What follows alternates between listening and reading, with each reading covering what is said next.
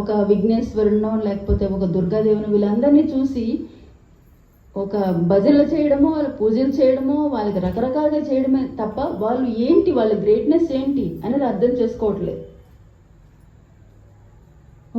ఒక విఘ్నేశ్వరుడు అనేక విషయాలకు ఆయన నాయకుడు, జ్ఞానానికి నాయకుడు.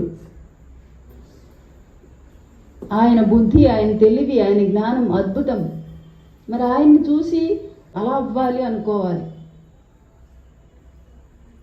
మరి అలాగే ఒక దుర్గాదేవి, ఒక కృష్ణుడు, వీళ్ళందరూ ఏంటి, మాస్టర్స్గా ఎలా మారారు, వాళ్ళు ఏం సాధన చేశారు అనేది మనం కూడా అది నేర్చుకుంటూ మనం వాళ్ళ మారిపోవాలి తప్ప వాళ్ళని గొప్పగా స్తుతించడం ద్వారా, వాళ్ళని మెచ్చుకోవడం ద్వారా ఏం లాభం లేదు. మీరు గ్రేట్ అనడం వల్ల ఈవెన్ పత్రిజీ మీరు గ్రేట్ అంటే ఆయన ఏం సంబరపడిపోరు.